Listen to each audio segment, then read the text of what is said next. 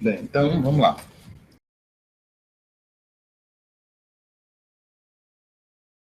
Como faz um tempinho aí que a gente teve a última aula, eu vou só relembrar rapidamente aqui algo de que se viu na última aula com relação à curva de transição.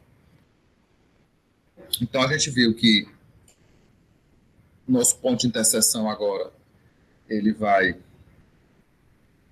ser determinado, a partir dele vai ser determinado os pontos notáveis da curva de transição, sendo que o primeiro deles é o TS, ou seja, onde acaba a transição e começa, onde acaba a tangente, começa o espiral, ou seja, a transição.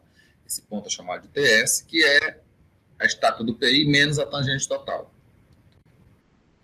Depois, o próximo ponto notável é o ponto SC, que é o fim da transição. Então, a estaca de SC é a estaca de TS mais o LS, que é o comprimento da transição. Depois temos o desenvolvimento circular, de SC até CS, e mais uma vez um segundo trecho de transição, de CS a ST, então ST vai ser CS mais LS, e a gente chega ao final da curva de transição no ponto ST, voltando para a tangente. E esses foram os parâmetros, né, para a determinação dos elementos da curva de transição. Bem, o θS, que é o ângulo correspondente à transição, ele vai variar, ele vai depender do comprimento da transição. Tá? Quanto maior é a transição, maior é a parcela de θS que eu vou ter na minha curva. O ângulo central, ele não tem alteração. O ângulo central é a deflexão dos tangentes. Então, esse AC aqui, ele permanece o mesmo, seja um trecho com transição ou sem transição. O que vai acontecer num trecho sem transição é que o AC é simplesmente um trecho todo de desenvolvimento circular simples.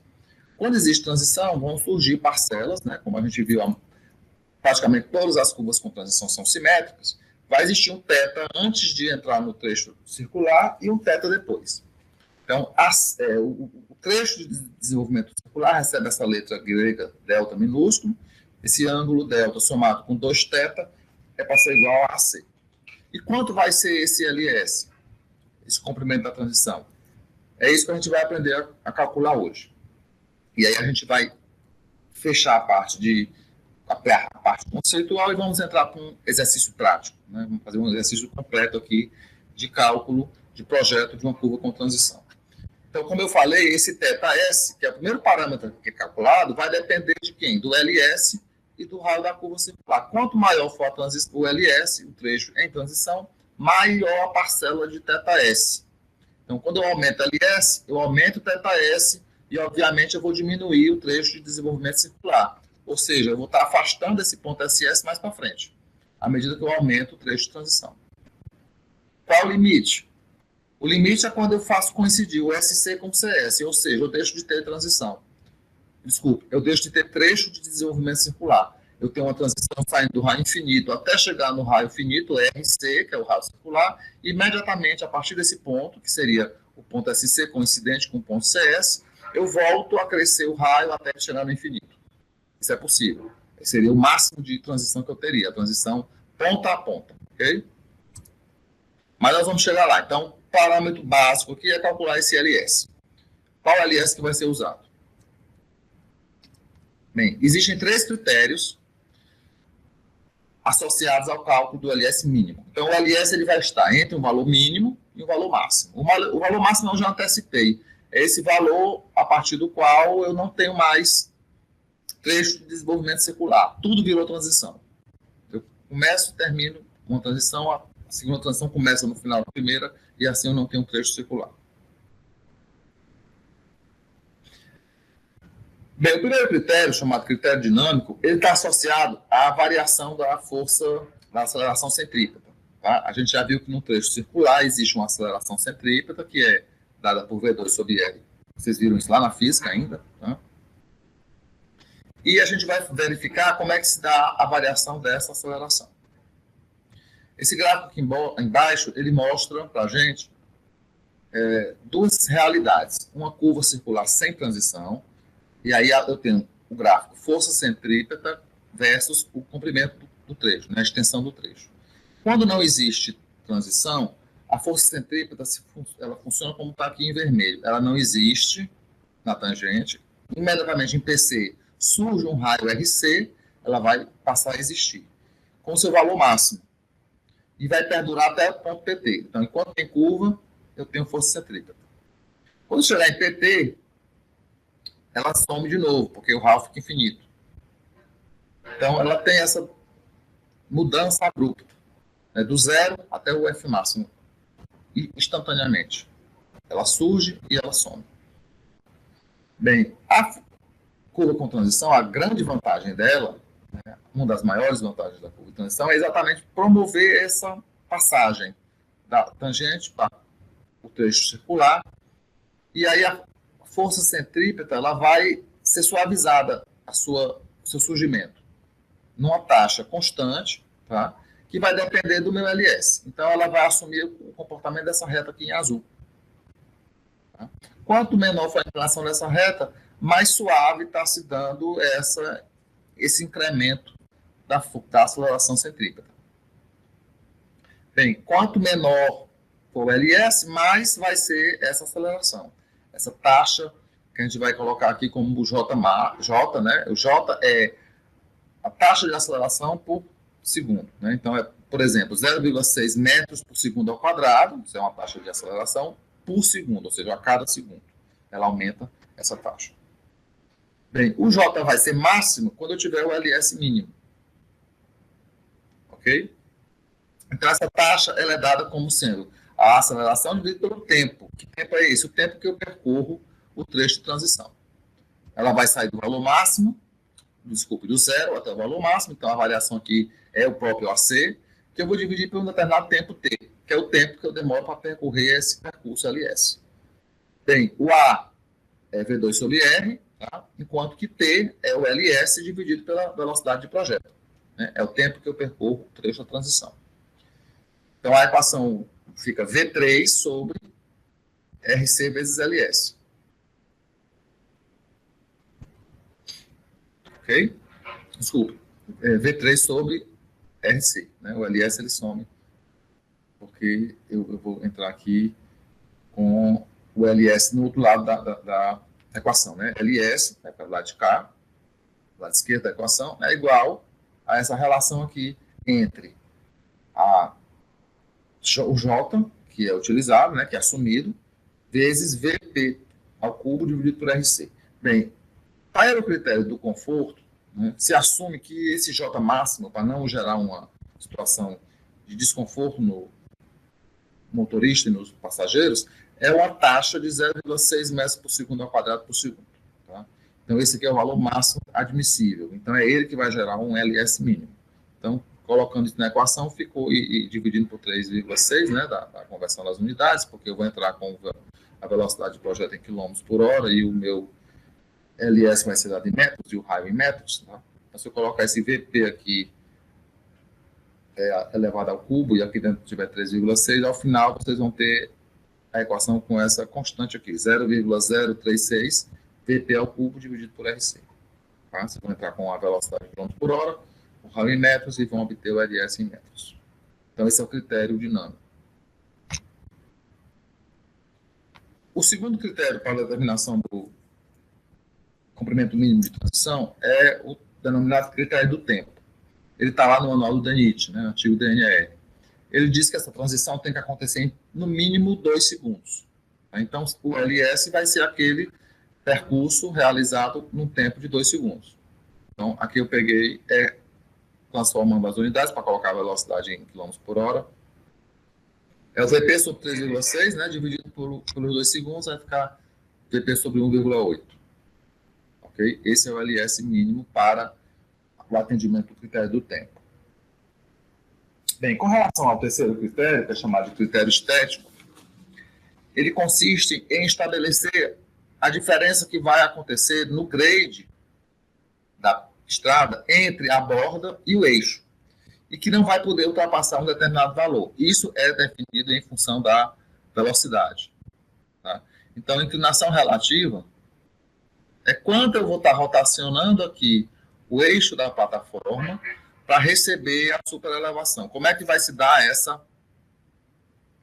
esse acréscimo, né, na largura lateral da plataforma, não na largura, mas na elevação da plataforma, né, na borda da plataforma, para receber a superelevação. Lembre que a superelevação ela vai ser implantada ao longo da transição, para quando eu chegar lá no ponto de raio constante, eu já ter toda a superelevação necessária. Ok? Então, o critério estético ele procura compatibilizar isso. Enquanto de extensão linear, então, essa figura que vocês estão vendo aqui é a figura da faixa de tráfego linearmente. Então, quando eu estou caminhando daqui para cá, eu estou caminhando dentro do meu estaqueamento. Estou saindo daqui para cá nesse sentido. O percurso que eu estou percorrendo é esse. Então, aqui é a largura da faixa, 3,60 ou 3 metros. Aqui é a largura da faixa e aqui é o eixo da pista. Tá? Aqui eu tenho a borda. Então, eu estou rotacionando a borda externa para que ela saia do plano e ganhe uma elevação. Essa aresta aqui do triângulo é quanto eu elevei da plataforma. Então, essa elevação ela vai existir transversalmente ao eixo da plataforma, mas eu também consigo enxergar ela longitudinalmente. Então, eu tenho esses dois ângulos aqui, alfa e beta. Alfa é o ângulo, se eu estiver olhando o triângulo aqui transversal à pista. E aqui o beta é o ângulo aqui, o cateto, oposto a essa aresta, olhando a pista longitudinalmente. Okay? Bem, essa aresta é a mesma, tanto faz eu olhar por aqui como eu olhar por aqui. Então, eu posso estabelecer essa igualdade aqui. Tá? O que seria isso? Essa distância vertical, ela é correspondente a LF vezes o E, que é a superelevação. Tá? A superelevação é em porcentagem. Então, a porcentagem multiplicada por LF vai dar exatamente essa altura, que é isso aqui. Por outro lado, eu posso também determinar essa grandeza longitudinalmente. Ela vai ser o LS multiplicado por esse R, que é o conceito aqui desse critério estético. Tá?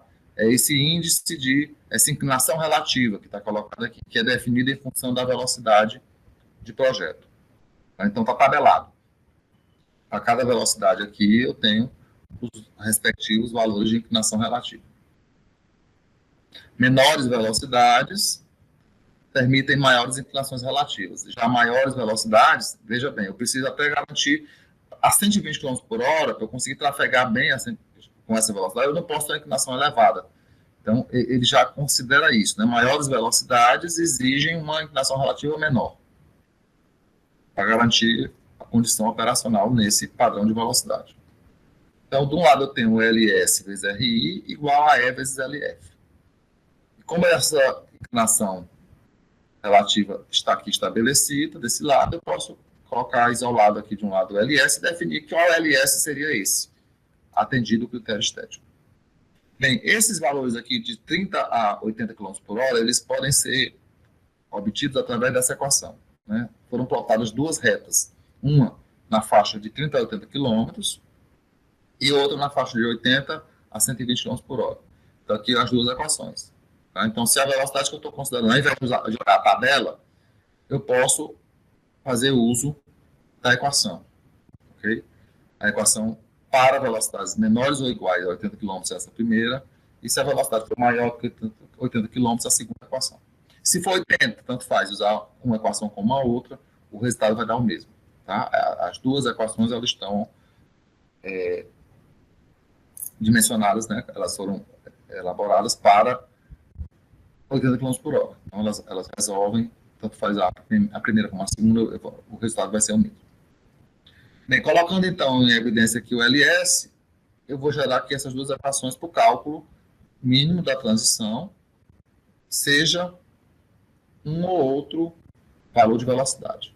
Cuidado aqui que esse vai entrar em porcentagem, não é em números decimais. Tá? Então, se for 6%, por exemplo, eu boto 6 aqui, vezes a largura da pista, largura da faixa, desculpe, dividido por 0,9 menos 0,05 vezes a velocidade do projeto.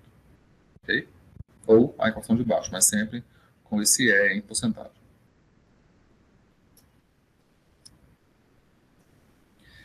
Bem, se eu tenho três critérios, o estético, do tempo e o dinâmico, e eu quero atender aos três critérios, quando eu fizer o cálculo das três valores de LS, qual vai ser o valor que vai atender aos três critérios?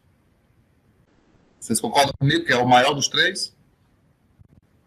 Se no critério estético, por exemplo, eu tiver o LS mínimo 80, no critério dinâmico, desculpa, que foi o primeiro que eu mostrei, 80, no critério do tempo, 60, e no critério estético, 90, qual valor atende aos três critérios? O maior dos três, os 90. Né? Porque esse aqui é sempre um limite mínimo. Qualquer valor menor do que o mínimo atendeu à condição daquele critério. Tá? Então, o que normalmente se faz é calcula para os três critérios e usa o maior dos três. Nessa tabela aqui, vocês estão vendo, isso foi tirado do manual da ASTO, tá? Que é o que nós temos no DENIT também. Eu tenho aqui o valor da transição, comprimento de transição, pelo critério estético. Então, estou aqui, para as faixas para os valores de superelevação, tá? Quais seriam os comprimentos de transição para cada faixa de velocidade. Agora é importante dizer que isso aqui é para uma dada largura de faixa de tráfego. Nesse exemplo aqui, está até colocado aqui embaixo, ó, na tabela do lado.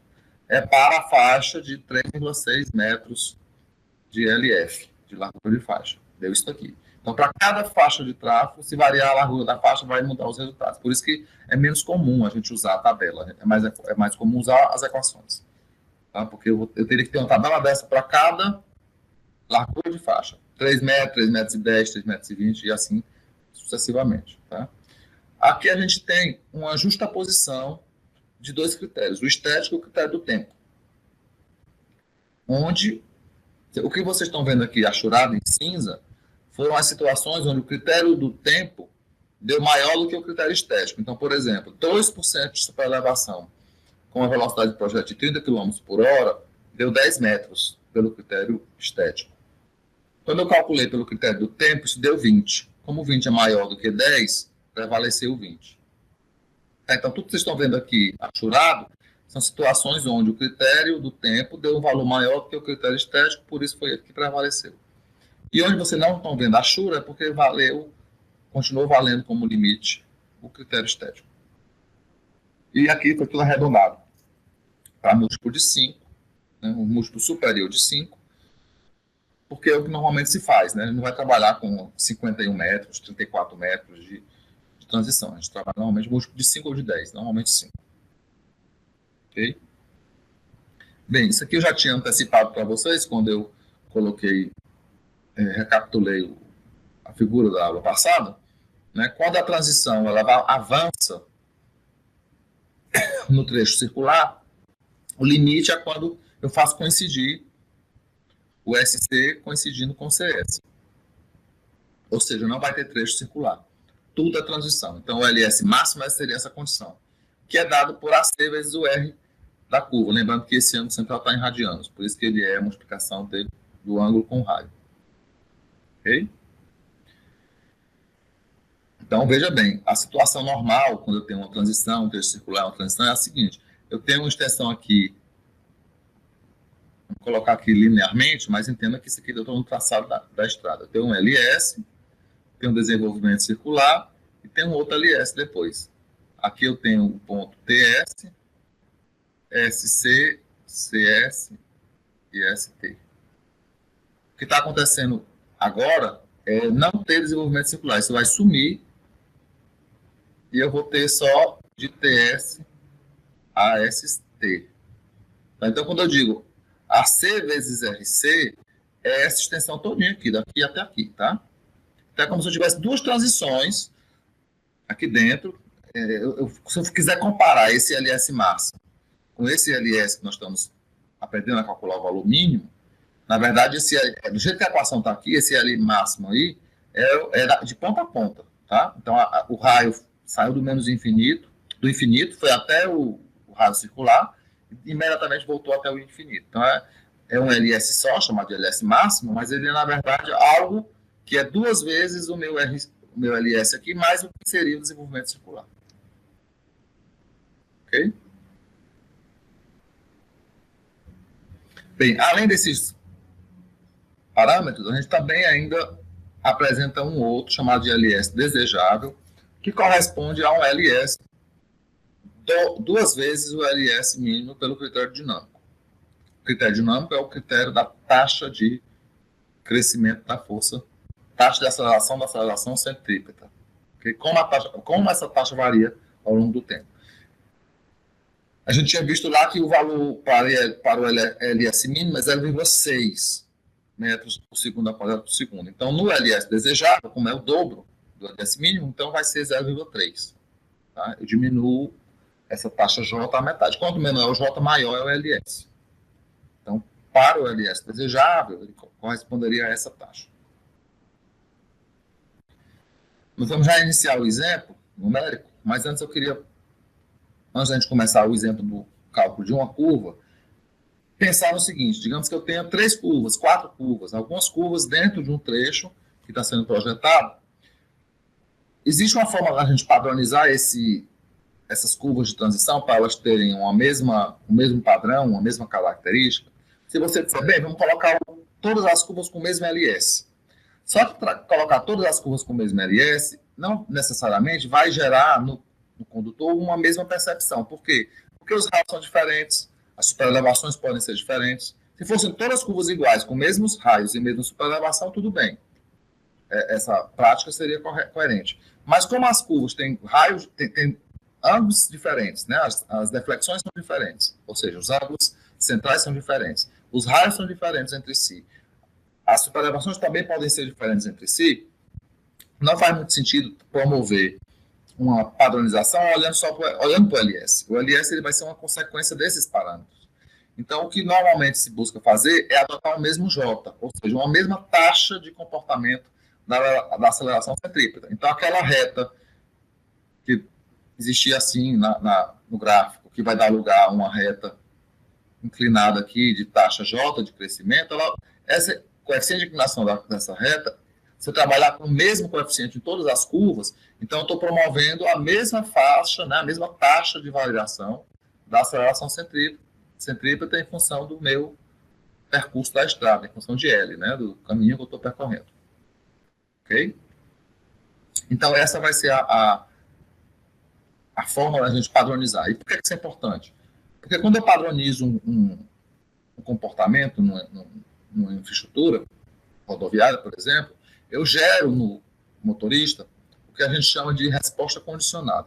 Sempre que você se depara com uma situação repetida, na segunda vez, na terceira vez, essa repetição vai gerar aprendizado e você passa sempre a se comportar da mesma forma que fez anteriormente, porque foi bem sucedido, deu certo, funcionou. Então, a lógica psicologicamente é essa. Né?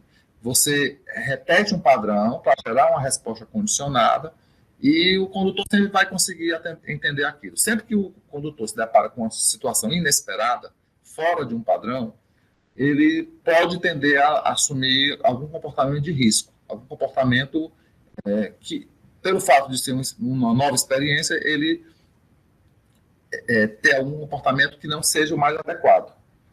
Certo? Então, é a busca aqui pela utilização da resposta condicionada. Pensando em termos de segurança viária, então faz sentido a gente tentar padronizar algumas coisas. Então, isso vai se repetir muito em projetos de vias, seja no dimensionamento dos elementos, seja na sinalização, no padrão de sinalização, na repetição de padrões que vão sendo aprendidos e, com isso, eles vão sendo incorporados à nossa vivência e à nossa prática, então geram uma resposta condicionada. Então, em função disso, a gente usa muito essa técnica de... Isso é que vai nos garantir o que nós chamamos de consistência de traçado. O traçado é consistente nesse sentido, de garantir, né, um padrão de comportamento, de respostas condicionadas do usuário. Então, o que é que normalmente se faz? A gente vai calcular... Digamos que eu tenho um exemplo aqui, eu vou colocar aqui do lado para a gente raciocinar junto à sistemática do processo. Eu tenho, por exemplo, 3 curvas de transição dentro de um trecho. E aí eu vou calcular para cada uma dessas curvas qual seria o comprimento mínimo de transição. Então, por exemplo, curva 1. Eu vou olhar lá o critério estético, critério dinâmico do tempo e critério estético. Então, eu vou ter os dois LS. LS, eu vou colocar aqui critério dinâmico, LS do dinâmico, LS do estético, do tempo, e o LS do critério estético. A primeira curva. Para a curva 2, para a curva 3, eu faço a mesma coisa. Então, para cada uma das curvas eu calculo. E aí eu vou escolher qual deles. Se eu quero escolher um que atenda a todos os critérios, eu vou escolher o maior deles. Que pode ser o primeiro nesse, pode ser o dinâmico na primeira curva, pode ser o estético na segunda, isso vai variar, né? Não existe regra. Então, eu vou escolher para cada um deles qual é o maior dos valores. Para a curva 1, para a curva 2 e para a curva 3, ou seja, cobrindo os 3 critérios. Depois eu vou, no item 2, trabalhar com o conceito de comprimento máximo. Quem é o comprimento máximo?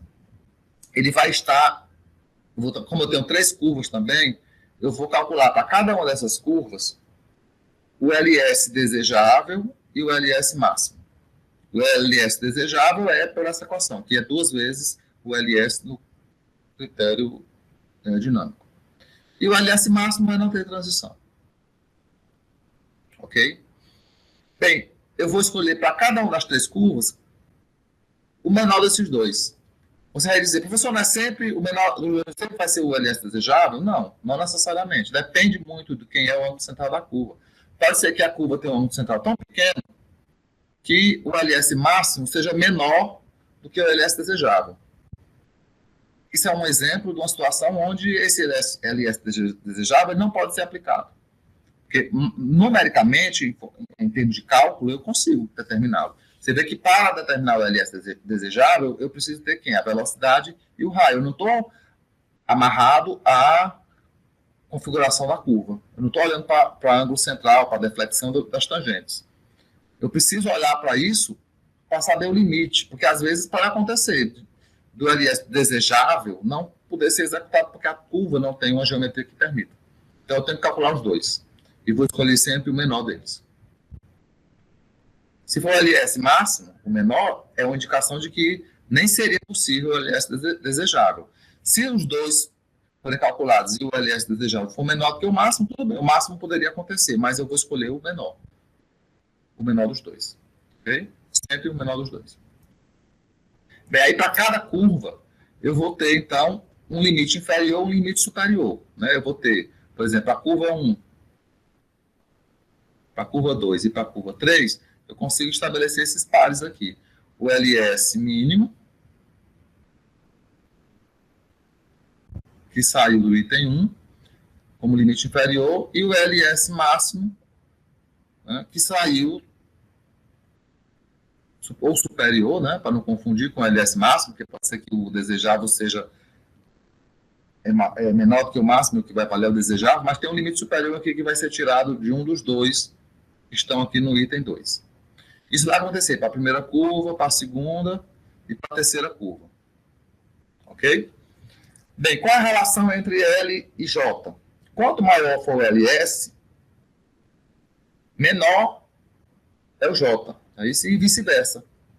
Quanto menor for o LS, maior é o J. Bem, com esses LS aqui calculados, os limites deles, eu vou entrar nessa equação e vou calcular quais seriam os J's respectivos, em função da velocidade de projeto e em função do RC.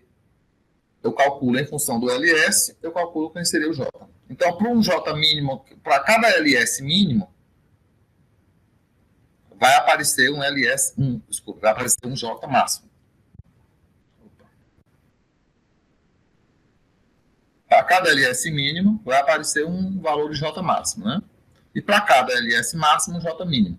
Então, vai aparecer um J máximo aqui. Então, aqui, nesse LS máximo aqui, eu vou ter um J mínimo.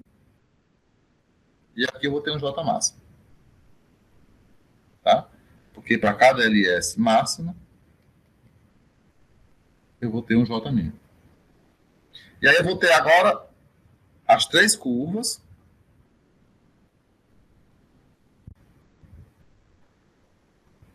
Curva 1, curva 2 e curva 3. Cada uma delas com um valor de J mínimo e J máximo. Para cada uma das curvas. Aí chegou na hora de eu escolher um J só para todas, né? Como eu já criei os intervalos, a gente vai escolher qual deles. Eu vou escolher o limite inferior. Tá? Primeiro eu vou verificar Qual J vai atender a todas as curvas, tá? Na verdade, eu começo por aí. Eu olho para as três aqui, eu pego desses 3 J mínimos aqui, qual é que eu vou pegar? O maior deles. Desde que esteja dentro do limite do J máximo. Né? Eu vou pegar o maior deles e pego o menor dos J máximos. Porque aí eu estabeleço a sobreposição das 3 curvas. Eu pego o maior J mínimo do J mínimo e pego o menor do J máximo. Aí eu construí aí o intervalo de sobreposição das 3 curvas. E aí eu vou trabalhar com esse valor aqui. Tá? O valor que me indicar o menor valor do intervalo. Tá? Vai ser esse J mínimo aqui, o maior deles vai ser o que eu vou usar, o outro valor é um J máximo que é maior do que o mínimo, então eu vou, dentro desse intervalo final que vai ser criado, do J inferior, vamos chamar assim, e o J superior, eu vou escolher o J inferior, que é aquele que tem a menor taxa, porque o menor de J vai gerar o maior L. E é bom trabalhar com um LS maior. É melhor que um LS pequeno. Então, é assim que a gente faz para usar a mesma taxa de variação da aceleração centrípeta. Ok?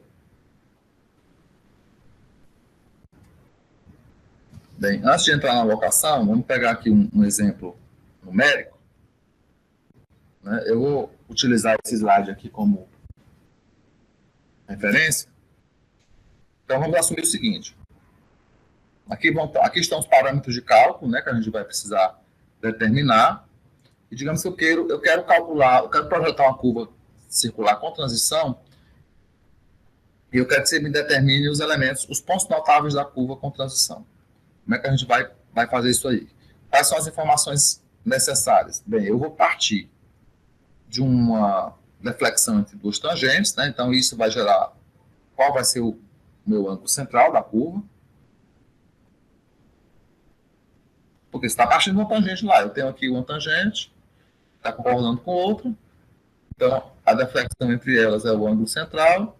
E aí é aqui que começa todo o processo do cálculo da curva de transição. Então, existe aqui um ângulo central, decorrente dessa deflexão, eu estou dizendo para vocês que é 60 graus. Eu calculei o raio da curva no seu trecho circular, encontrei 250 metros.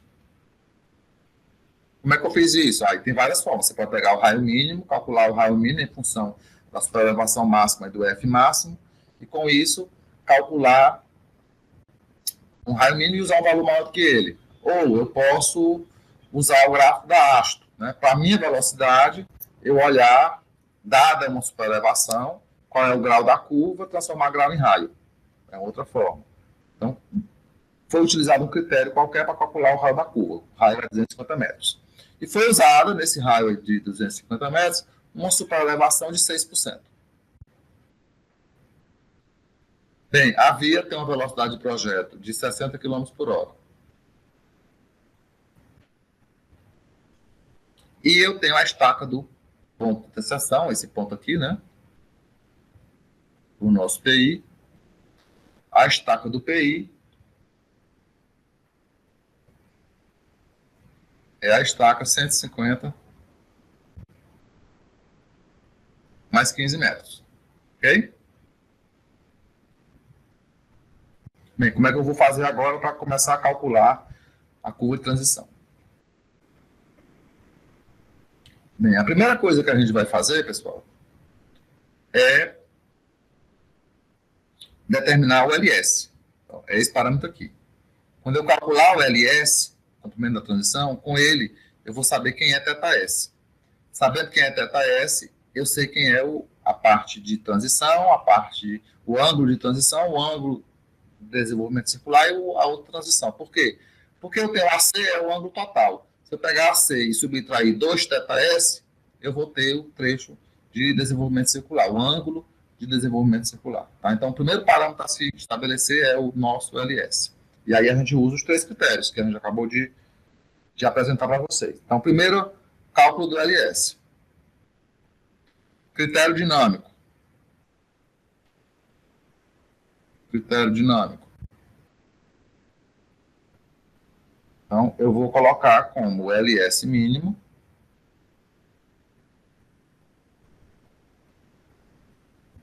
0,036 vezes a velocidade de projeto ao cubo, dividido pelo raio, que é 250.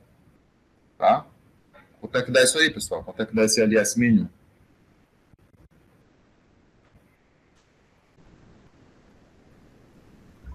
Deu 31,34?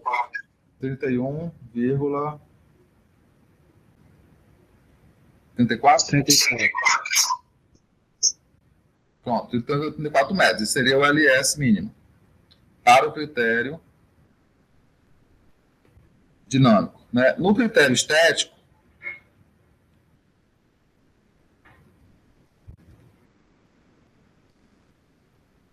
vou colocar o segundo critério que eu mostrei, que foi o critério do tempo. No critério do tempo,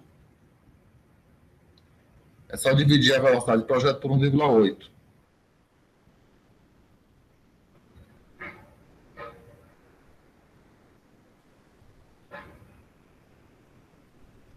Então é 60 dividido por 1,8. Daí 33,3 metros. Né? E no terceiro critério, que é o critério estético,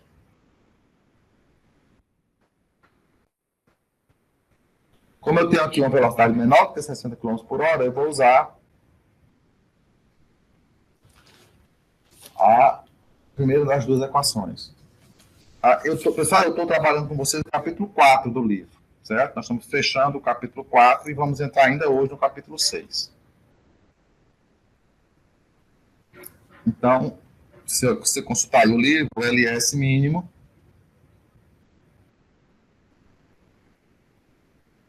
vai ser igual a E vezes LF dividido por 0,9 menos 0,005 vezes PP. Então, vamos botar aqui 6, né, de 6%. Então, vou botar a porcentagem mesmo. 6 vezes... Faltou dar para vocês a largura da faixa, né? Vamos assumir aqui que essa rodovia tenha uma faixa de tráfego de 3 metros. É o outro dado de entrada que ficou faltando. Certo? Por quê? Porque, por critério estético, eu preciso considerar a largura da faixa. Então, 6 vezes 3, dividido por 0,9 menos 0,005 vezes 60. Quanto é que dá aí? 30. 30, né? Então, deu 30 metros aqui o LS mínimo. Bem, encontrei 31,34, 33,3 e 30. Se eu fosse calcular o LS máximo, né, só para a gente também saber o limite máximo, ele seria quanto? Se eu fosse usar pelo mínimo, eu iria pegar o maior dos três, né? Seria isso aqui, 33,3. Que, obviamente, não ia usar isso, eu ia usar, por exemplo, 35. Mas se você quiser saber o LS máximo, o máximo possível do LS, como eu estou trabalhando com ângulo aí em graus ainda, né? Daqui a pouco nós vamos trabalhar só com radianos. Mas aí o LS máximo é igual ao πRAC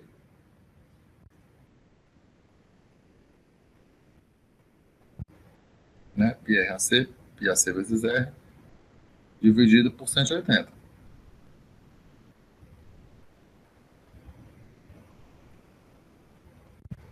Quanto é que dá isso daí?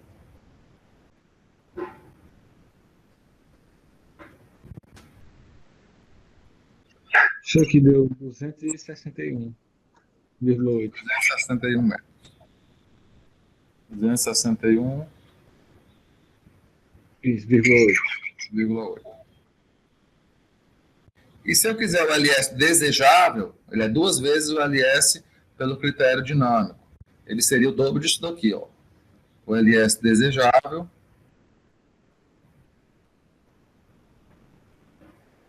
seria 62 0,68 metros. Ok? Então, esse é um caso que o LS desejável é menor do que o LS máximo. Ele poderia acontecer, tem espaço na curva para ele acontecer. Óbvio, né? A gente tem um ângulo central aqui muito grande, 60 graus. Mas se esse ângulo central fosse bem pequeno, muito pequeno, esse LS de repente podia ser menor do que 60. E aí não caberia, não haveria espaço, por exemplo, para ter um LS desejável nessa curva. Ok? Então aí o projetista vai escolher aqui os valores. Normalmente se trabalha com o LS desejável ou algo próximo disso. No nosso exemplo aqui, vamos assumir que nós escolhemos um LS de 60. É acima do mínimo e eu arredondei, só que eu arredondei para baixo, não é problema. Não posso arredondar, é o mínimo para baixo. Mas o desejável eu posso. É 62, eu vou dar 60. Tá? Então, digamos que eu escolhi esse LS de 60 metros no projeto. Bem, com LS igual a 60 metros, aí eu vou começar a conseguir calcular esses parâmetros. Eu já tenho como calcular o θS.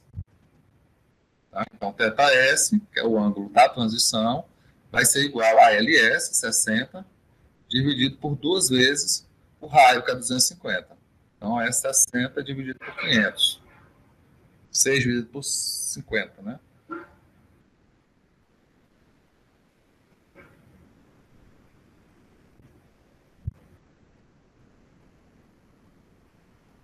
Vai dar 0,12. 0,12 o quê? Radiano, não é isso?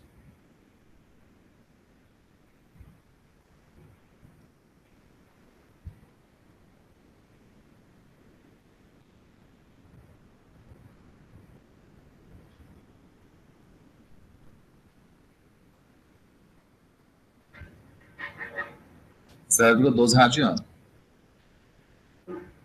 Bem, o meu intuito é calcular os pontos notáveis da curva de transição. Então, para calcular esses pontos notáveis, eu preciso... Vou só relembrar com vocês aqui esses parâmetros, que foi o que a gente viu na aula passada. Eu preciso calcular XS, YS, até chegar na tangente total. Porque a tangente total ela tem o mesmo papel da tangente na curva circular simples. PC é igual a PI menos T. No caso aqui, o TS vai ser PI menos TT. Quem é o XS? XS é essa coordenada ao longo da tangente, né, da primeira tangente, começando no TS e indo até o ponto que vai chegar no fim da transição. Tá? Então, essa distância aqui, ó, daqui para cá, é o meu XS. Por sua vez, o YS é quanto eu desço aqui, perpendicularmente, né, daqui para cá. Esse aqui é o meu YS, até chegar na transição. Tá? Esse é XS e esse é o YS. O P é o afastamento, né? Quanto eu desloquei aqui o centro da curva. O K vai ser a distância que eu caminho em cima da tangente também, até chegar num ponto que, perpendicular a essa posição, eu chego no centro da curva. Aqui ele é o K. É até eu conseguir chegar no centro da curva. É esse alinhamento verde aqui, ó. Então é um valor diferente do XS. O XS vai mais à frente, o XS vai até o fim da transição.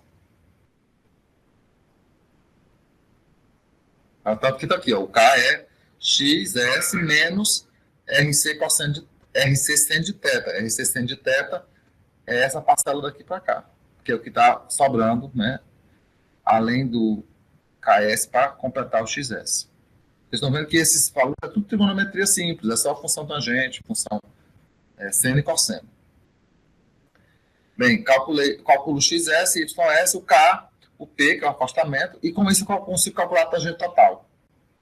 A tangente total vai ser K mais RC, então entra o K, entra o P, por isso eu precisei fazer, né, exatamente nessa sequência, calcular o θ em função do θ. O θ vai sair aqui do cálculo do X e do Y, tá? Com isso eu calculo o K, com o K calculo o K e o P, e com o K e o P e os demais parâmetros, a gente calcula a tangente total. Então, eu preciso seguir essa sequência. Então, dado um θ S de 0,12, a gente pode calcular o XS e o YS. Quero que vocês calculem aí e os colegas vão conferindo os cálculos quando forem passando aqui para a gente evitar aí algum erro. Tá? Então, o XS vai ser 60, né? Que é o LS, 1 menos o θS ao quadrado dividido por 10, mais o θS à quarta potência dividido por 216. Aqui é uma série de Taylor, como eu mostrei na aula passada, que foi usada para desenvolver o cálculo do XS e do YS, mas eu só preciso trabalhar com esses elementos, eu não preciso pegar o terceiro elemento, ele já é muito pequeno, né? Não interfere aqui na precisão dos nossos cálculos. Então, basta pegar as duas parcelas da série. Calculem aí para mim o XS e o YS. Lembrando aqui que está tudo em radianos, né? Nós estamos trabalhando com o θS. Todos esses cálculos são feitos com a função do grau em radianos.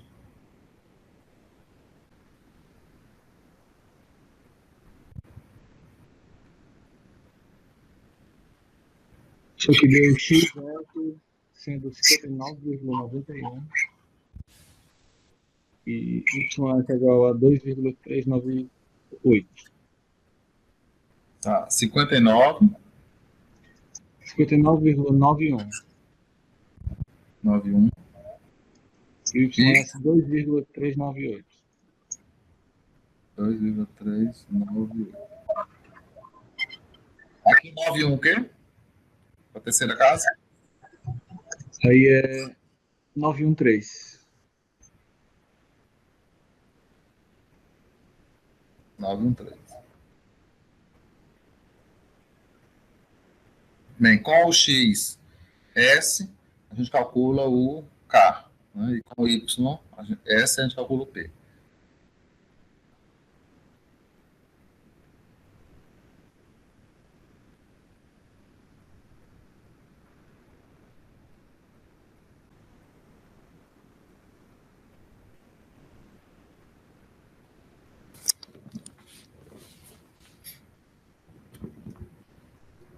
Alguém calculou aqui, pessoal? O K deu 29,986. E o P 0,599.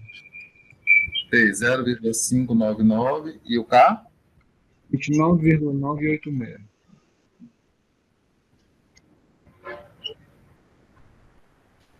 Tudo aqui é metros. Bem, com isso a gente calcula a tangente total. Né? E aí, lembrando aqui, se eu colocar agora o ângulo central em graus, né? É 60 graus, eu vou colocar a função de graus. Né? Ou eu transformo para radianos e continuo trabalhando aqui com a calculadora em radianos. Tem que ter cuidado muito. Isso aqui, às vezes, por desatenção, a gente estava calculando aqui seno e cosseno de grau em radianos, né? Vai mudar agora ou 60 graus, mudando para graus, ou se transformar 60 graus em radianos, vai dar, né, para continuar aqui com radianos, isso aqui equivale a 1,047 radianos.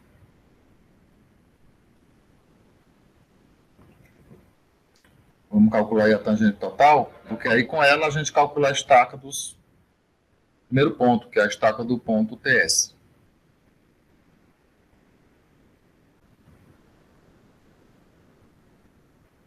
Deu 174,669. 174?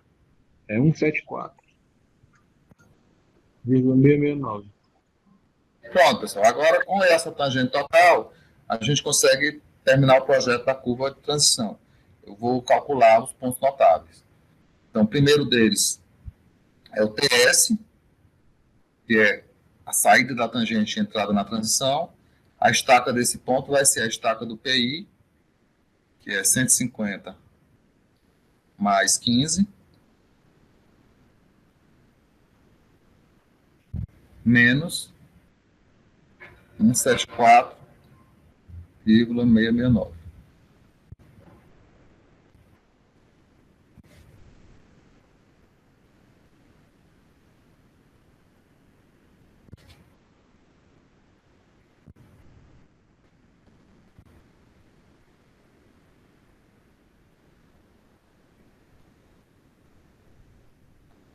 vai dar 142.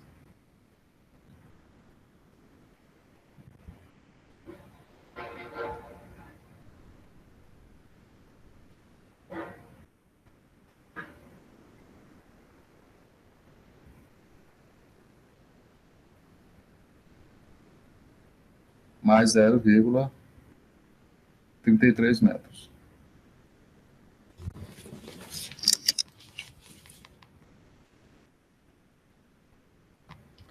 A próxima estaca do SC. Como eu tenho aqui um LS de 20 metros, ou seja, 3 estacas, é só somar aqui 3 estacas ao ponto TS. Então, vai ser 145 mais 0,33. Para calcular a estaca do CS, eu preciso calcular o desenvolvimento circular. O desenvolvimento circular vai ser, se tiver tudo em radianos, vai ser o ângulo do desenvolvimento circular em radiano vezes o raio circular. Então, dá para calcular aqui se eu simplesmente pegar o 1,047, né, que é o ângulo central em radianos, menos 2 vezes θ, menos 2 vezes 0,12, isso aqui vai dar o ângulo do desenvolvimento circular. Ou seja, 0,807 radianos. Isso aqui é o meu delta. Certo? Então, o desenvolvimento circular vai ser 0,807 vezes 250. É 201,75.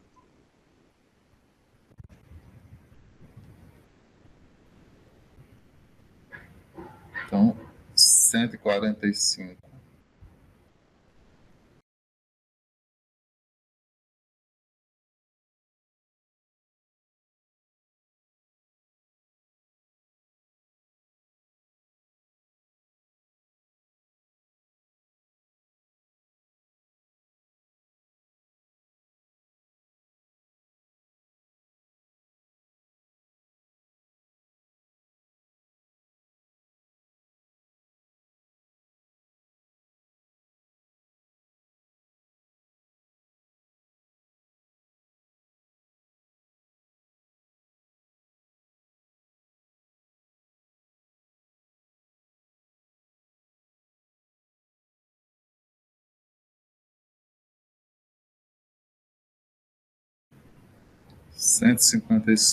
Mais Mais 2,08. 2,08. E aí a última estaca, que é a estaca, o último ponto notável, que é o ST, é só somar mais 3 estacas, né? É só somar o LS. 158 mais 2,08. Então, está aqui os pontos notáveis da curva de transição. Ok? Esse parâmetro aqui, pessoal, esse E, não precisa a gente calcular. Está aqui porque está presente em quase todos os livros, eu gosto de colocar aqui. Mas ele é simplesmente essa distância que separa aqui o PI do trecho da curva. Esse E aqui. Mas ele não entra. Em nenhum momento ele entra no cálculo dos pontos notáveis da curva de transição. Então, não precisa determinar esse valor de E, não. Ok? Bem, continuando o conteúdo, para a gente também fazer locação, né? Nós vamos já pegar o exemplo de novo e fazer uma locação no nosso exemplo. A locação da curva com transição, ela é feita com estacas a cada 5 ou 10 metros, né? Ao invés de fazer de 20 em 20 metros. Exatamente para a gente ter uma precisão na implantação da transição. E aí a gente vai fazer essa locação do zero até chegar no LS. Ok? E a gente vai decompor trabalhando com coordenadas cartesianas. A gente vai calcular um valor de x e um valor de y, por coordenadas retangulares, para fazer a locação. Ou eu posso trabalhar com as deflexões, com cordas e deflexões. No caso, o θ, que é o ângulo de deflexão, seria o arco cuja tangente é ΔY sobre ΔX. Bem, então, essas três equações aqui que vocês estão vendo, elas se assemelham com as equações que a gente já viu para o cálculo dos pontos notáveis. Só que lá eu tinha θS, eu tinha XS e o YS. Aqui eu tenho um θ qualquer, que não é o θS, ou seja, não é o θ até chegar no ponto final da transição, é um θ intermediário, tá? E eu tenho um X também, que não é o XS, é um X exatamente como eu ilustrei aqui, né? Se eu for até o LS, eu tenho XS e YS. Qualquer outro ponto intermediário, eu tenho um X e Y. Assim como eu tenho um θ, que é diferente de θS. Tanto que na equação, ó, θ é igual a L ao quadrado dividido por 2RC vezes LS. Se for θS, seria LS. Então, cortaria aqui o quadrado, ficaria LS sobre 2R, que é a equação que a gente já viu do θS. Tá? Então, vamos fazer no nosso exemplo. Voltando aqui, vamos ter que voltar lá para aquele slide, eu vou colocar aqui as coisas que a gente já calculou. Tá? Então, a nossa transição que a gente trabalhou foi de 60 metros.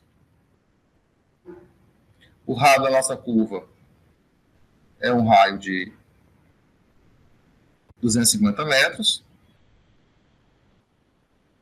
Então, digamos que eu queira fazer a alocação a partir de TS da próxima estaca inteira. Qual foi a estaca que a gente calculou para o TS? É só buscar essa informação lá no exercício. A estaca do TS foi 142. Faltou mais aqui. 142 mais 0,33.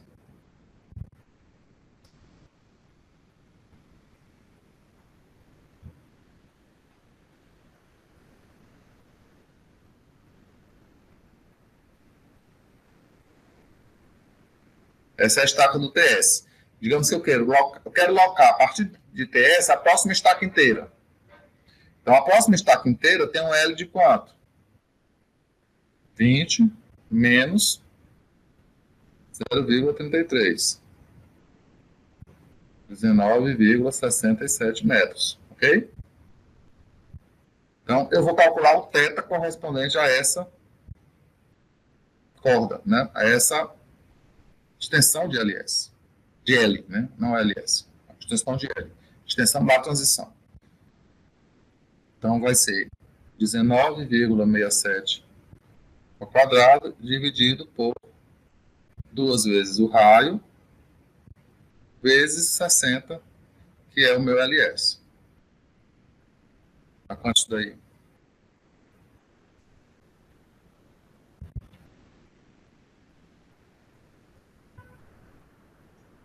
Deu 0,01289.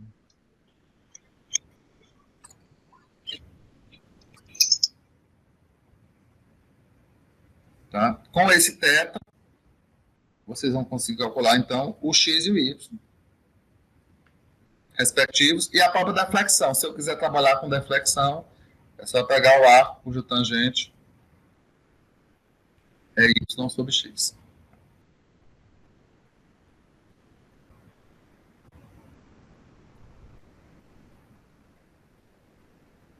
Vamos calcular aí o x e o y.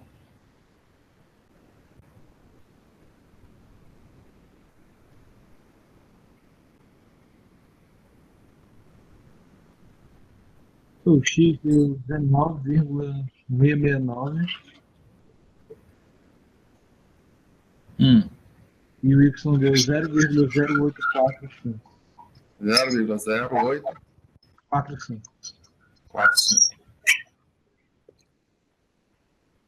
Quanto é que dá aqui a deflexão?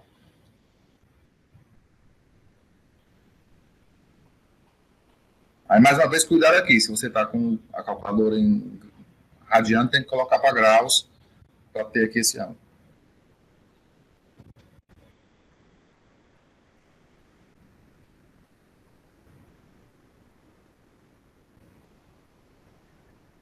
Que deu 0,0043 radianos. 0,0043 0,043 radianos. Ok.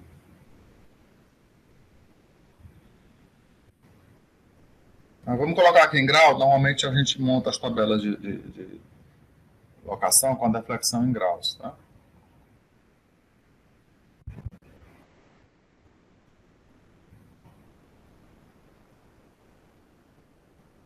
Você vai dar 0,77 graus. 0,77? Isso. Ok. Ok, pessoal? Então é bem simples. Um cuidado que vocês têm que tomar é o seguinte: quando você vai fazer essa locação, se eu estiver trabalhando nesse primeiro trecho, eu vou locar a partir de TS para chegar em SC. No segundo trecho, eu vou fazer a locação a partir do ST, tá?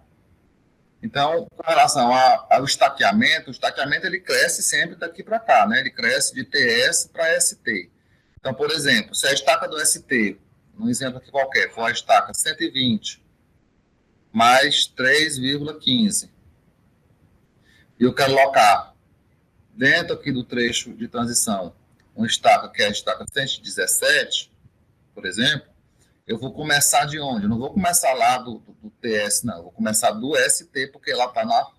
Digamos que ela esteja exatamente entre CS e ST. Essa estaca 117. Eu vou começar locando do ST para lá. Como ela é simétrica, é a mesma operação, só que feita de forma inversa. Tá? Então, eu iria pegar a distância L, que é a distância de 117 até 120 mais 3,15, ou seja, o meu L aqui seria 63,15 metros. Ok? Bem, para fechar aqui o assunto de hoje, a gente precisa também verificar como é que se dá a distribuição da superelevação nessa curva de transição. Então, eu já estou agora fechei o capítulo 4 do livro, nós estamos agora finalizando o que faltava ver do capítulo 6. Porque eu tinha comentado com vocês que na tangente, a seção transversal da plataforma, ela é abaluada num dos... Ela tem aqui duas...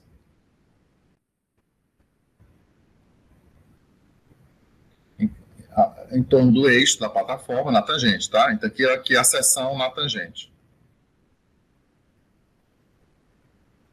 Normalmente 2%. E aí, quando a gente for implantar a superelevação, digamos que a curva seja aqui à direita, tá? Então, essa aqui vai ser a borda interna da curva, esse aqui é o eixo, isso aqui é a borda externa da curva, se for uma curva à direita, tá? Então, a primeira coisa que se implementa é zerar essa plataforma aqui, que estaria com superelevação negativa, tá? Eu quero chegar no meu ponto TS,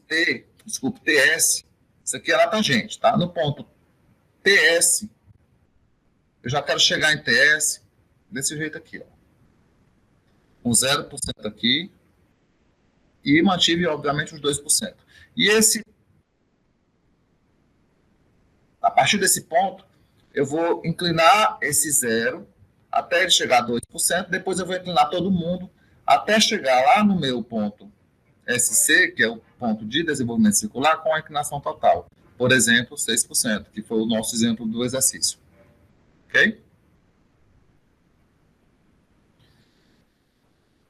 Bem, então, antes de TS, vai existir uma rotação para sair desse 2. A gente pode até dizer que isso aqui é um menos 2, tá? Porque está contrário ao sentido da superelevação. Tá? Numa curva à direita, isso aqui funcionaria como um valor negativo, menos 2.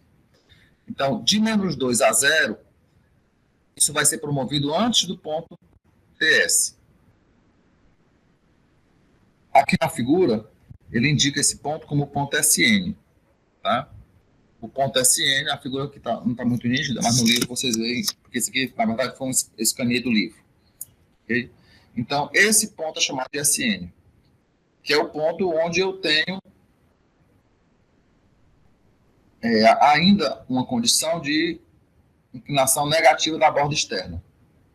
De SN até TS, então na tangente acontece isso, e a partir de SN, esse ponto que eles chamam de SN, eu começo a fazer essa rotação aqui, para sair daqui e chegar no TS aqui. Essa distância daqui para cá é chamada de LT. E a gente vai aprender agora a calcular como é que eu sei qual vai ser a distância usada. A gente vai fazer com que a mesma taxa de rotação da plataforma se mantenha constante ao longo de todo o trecho. Então, o que acontecer em termos de taxa de rotação de TS até SC, a gente vai pegar essa taxa de rotação e jogar nesse trecho aqui para ter os 2%. Ok? Bem, essa figura aqui, ela ilustra para a gente como é que estão as cotas desses três elementos, da borda externa, do eixo e da borda interna, ao longo do percurso. No primeiro exemplo, eu estou fazendo uma rotação em torno do eixo. Então, a cota do eixo, vocês estão vendo, ela não muda ao longo de nenhum ponto. Então, se eu pegar aqui e for indicar só a borda, desculpe, o eixo da plataforma, está aqui ele, ó. A cota do eixo é constante. Ela não está variando. A borda externa, que é essa que eu mostrei aqui, ó, no nosso exemplo aqui, esse primeiro ponto aqui, ela está negativa, né? A cota dela é mais baixa do que a cota do eixo, tá? Tanto uma como a outra. A cota da borda externa e da borda interna são iguais. Mas o que é que eu vou fazer? A borda externa, eu vou subir até ela ficar igual ao eixo, e isso vai acontecer aonde? Ao final desse tracejado aqui, ó. Quando eu chegar bem aqui, ela ficou igual aqui, né? Ela vai ficar igual ao eixo. Que é exatamente quando eu zerei a inclinação. E daqui para frente, ela vai sair do zero até chegar em 6%, que é uma determinada cota maior do que a cota do eixo. Então, ela vai subindo aqui até chegar na cota que vai gerar 6% de inclinação. Ok? Bem, então, o que é que eu preciso fazer para determinar esse LT, a posição desse LT? Bem, essa distância de TS até SC, eu sei quanto é. O nosso exemplo foi quanto? Foi 60 metros, né? Foi o LS que a gente usou. Em 60 metros, eu saí de 0 para 6% de inclinação na borda externa. Tá? Então, eu variei 6%. Para variar 2%, saí de 0 para menos 2. Para variar 2%, eu vou calcular um valor aqui que vai ser meu LT. Né? Dá 20 metros. Okay? Por quê? Porque a taxa de variação aqui está 1% a cada 10 metros. Então, esse LT aqui, nesse caso, né, para um LS de 60, assumindo-se que a variação de inclinação aqui foi de 6% na borda externa, daqui até aqui, ou seja, 10 metros para cada 1%. Se eu tenho 2% aqui, esse LT é 2, aqui vai dar 20 metros. Da mesma forma, para chegar no ponto de ter 2% e 2%, eu não coloquei aqui em cima, mas existe um outro ponto assim, à frente de TS, que ele chamou de SP, que é quando eu estou com 2%, ó, para cima e para baixo. Tá todo mundo aqui a 2%. Ele chamou esse ponto aí de SP. Esse ponto vai acontecer aqui distância, mais um LT à frente, ou seja, 20 metros à frente. Tá? Então é assim que a gente amarra, além dos pontos notáveis, TS e SC, a posição desses dois pontos, SN e SP. Em função disso, tá? Em função de rotacionar a superelevação negativa até 0, depois colocar todo mundo no mesmo plano. Bem, essa figura mostra a distribuição da superelevação em torno do eixo, um giro em torno do eixo. Aqui eu tenho ela em torno da borda externa, então, a borda interna, então aqui a borda interna aqui embaixo, ó, ela não muda. Quem está mudando é a cota do eixo e a cota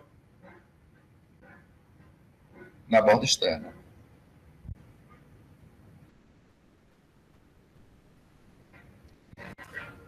Aqui embaixo a cota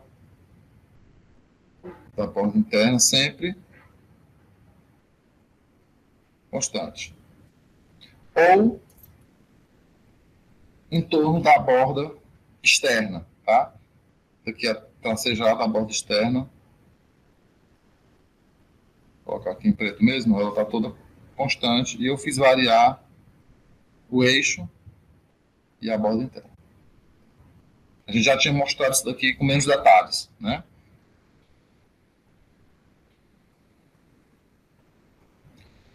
Bem, quando a gente vai fazer essas rotações, e existe sobre a largura, ou seja, existe um ΔL, eu vou ter que rotacionar, além da largura da faixa, tá?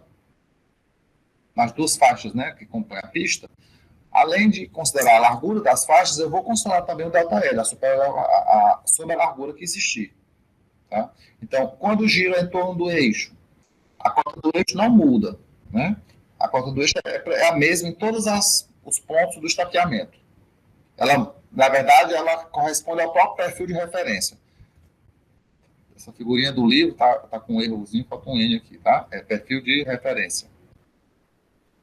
O que é o perfil de referência? Quando a gente faz um levantamento longitudinal da estrada, ao longo do estaqueamento, é aquela cota da estaca, tá? Que está sendo levantada. Depois, obviamente, que eu implanto as rampas, né? A gente está ainda aqui na concordância horizontal, não entrei ainda no conceito de concordância vertical, estou olhando no plano ainda, mas é a cota do eixo na plataforma. Tá? Então, se o eixo não está mudando, eu estou preservando aquela cota. Estou fazendo variar quem? A borda externa e a borda interna. Então, a cota do eixo vai ser a própria cota do plano do perfil de referência. Quem vai ser a cota da borda interna? Bem, a cota da borda interna, no caso, eu vou pegar toda a sobrelargura e somar ao LF da borda. Então, a sobrelargura ela é implantada para dentro da curva, normalmente. Tá?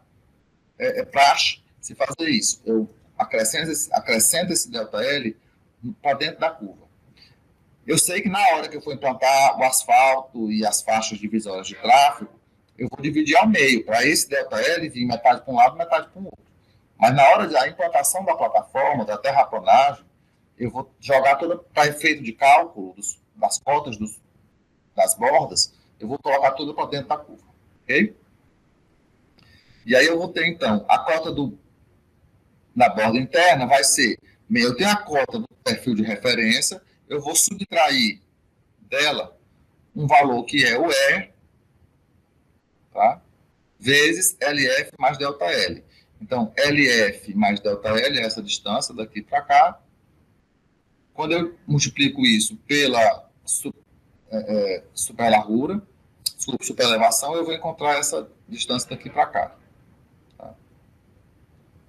Daqui para cá, né, na verdade. Porque eu estou chegando até, coloquei muito acima, né, até lá embaixo.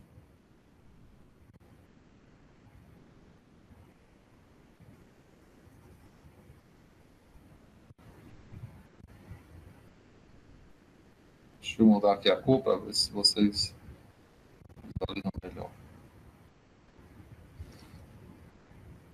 Eu estou pegando F mais ΔL, né? Então, o que eu vou diminuir dessa cota aqui é essa distância daqui para cá. Então, eu vou pegar a cota de cima, que é a cota do PR, e vou subtrair essa parcela, que é o E, da superelevação, né? A porcentagem disso daqui, multiplicado por LF mais ΔL, que vai ser essa altura sagrada aqui para cá que eu vou subtrair. E com relação à borda externa, também vou pegar a cota do PR, só que eu vou somar agora com LF vezes o E. Ok? E aí eu vou fazer essas mesmas contas também com relação ao giro em torno da borda interna e em torno da borda externa. Por exemplo, com relação ao giro na borda interna, a borda interna vai ser quem? Ela é fixa, né? Ela não muda. Mas eu vou calcular ela a partir do PR.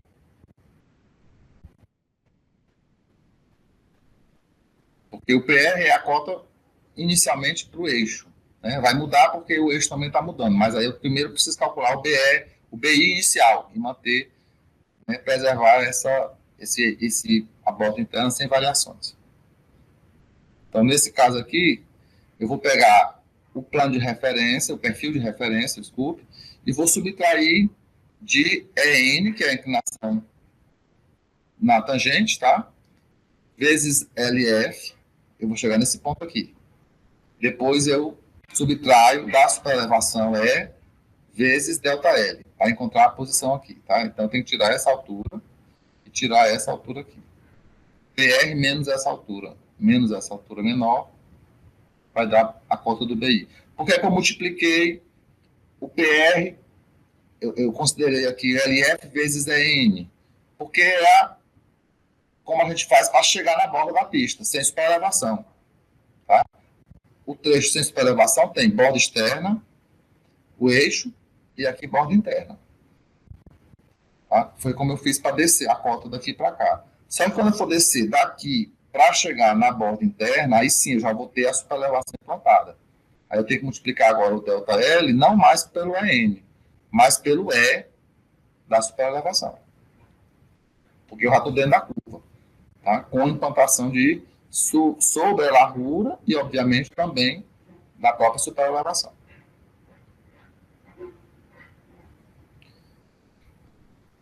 Para a cota do BE, é a cota do eixo, que eu vou somar com E vezes LF. Né? Entra essa e entra essa para a gente encontrar essa cota aqui. E a mesma coisa semelhante se faz com relação à borda externa. Okay?